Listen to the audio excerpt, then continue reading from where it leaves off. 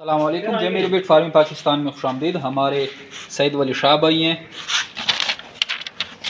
और इनको हमने न्यूजीलैंड वाइट का ब्रांच दिया है। ये सईद वली शाह भाई इधर आए हुए हैं और इनको हमने न्यूजीलैंड वाइट का ब्रांच दिया है। ये 7 न्यूजीलैंड वाइट के मेल और वो 7 फीमेल हैं।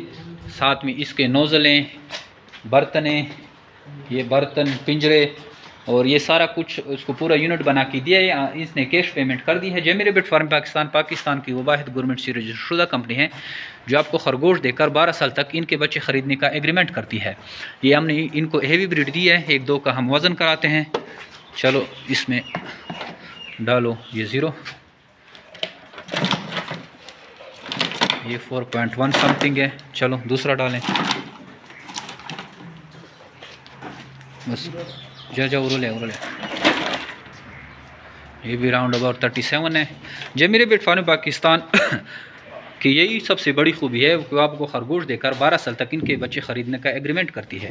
अगर आप भी फार्मिंग के बारे में सोच रहे हैं तो आइए जमीर बिट फार्म पाकिस्तान के साथ एग्रीमेंट करें और 12 साल तक टेंशन फ्री होकर अपने कारोबार को चलाएं, क्योंकि जमीर बिट फार्म पाकिस्तान आपसे खरगोश लेने के 12 साल तक पाबंद रहते हैं। वो स्टाम्प पेपर एग्रीमेंट करते हैं।